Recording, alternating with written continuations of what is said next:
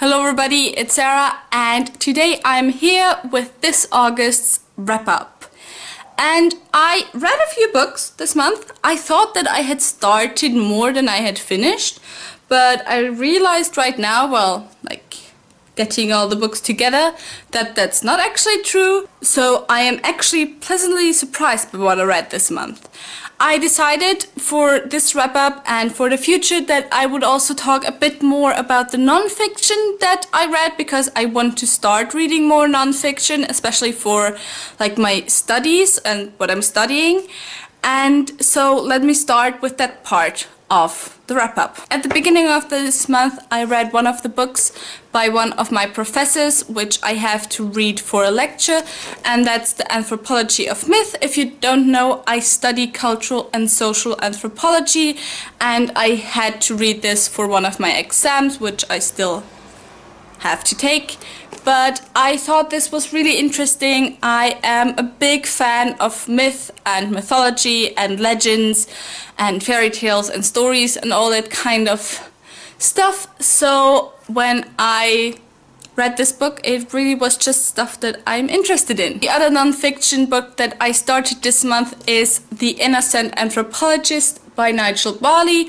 I do not have to read this for any lecture, but I was just really interested. I was told about this book by one of my professors, and it's basically a kind of satirical, parody-ish retelling of this guy's first fieldwork. It paints anthropology and fieldwork in not as romantic colors as it's usually painted in, and it's all true what he writes in this book, but as I said, it's very satirical, very funny, and I find myself laughing out loud so much while reading this. So anybody who is interested in anthropology, definitely go pick this up.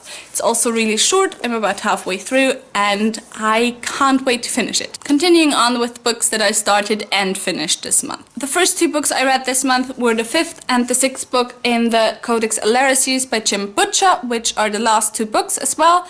They are Princeps Fury and I think First Lord's Fury or something along that line.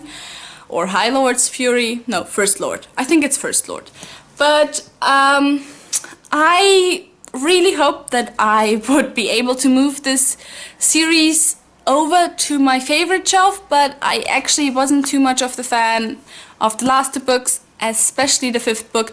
But I have a whole mostly spoiler-free book talk that I will leave in the description box down below. So if you want to know more about why I am not as excited about the series anymore after I read the last two books, go and check that out. Then I read The Slow Regard of Silent Things by Patrick Rothfuss, which is a little novella following Ori, a character from his Kingkiller Chronicles, as she goes about her work in 1 week and just exploring the Underthing. And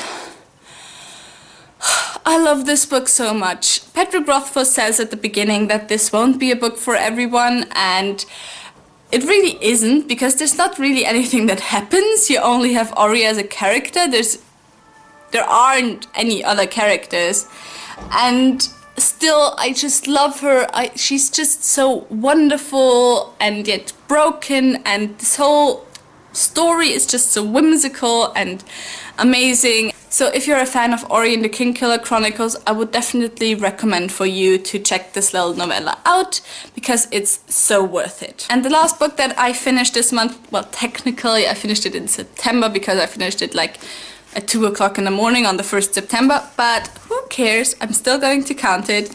And that's Ship of Destiny by Robin Hobb, which is the third and last book in the Lifeship Traders trilogy.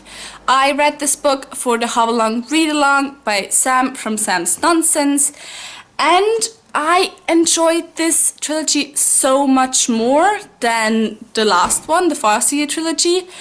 But I'm not going to go into too much detail right now, because I'm planning on filming a review for the whole trilogy, and it will be up probably next weekend. And let me just say that I preferred Madship, the second book, and I'm not too much of a fan of Robin Hobb's ending. I kind of find them not very satisfying, but I still love all the characters, and I definitely want to know more about her books. Lastly, I have the 2 books that I started this month but didn't finish.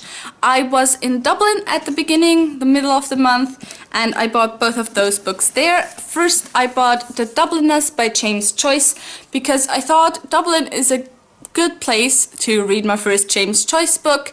It's also really short, so I didn't want to start with Ulysses. And I sadly couldn't finish it. I read like 6 of the 13 short stories or something like that that's in there. I really enjoyed them. I really enjoy the writing. But at the same time, I feel like I don't have enough background knowledge about the time in Dublin to really appreciate the stories. So I can only appreciate the beautiful writing. The last book that I started but didn't finish, actually I just read 1 story from this book, is Lady Gregory's Complete Irish Mythology.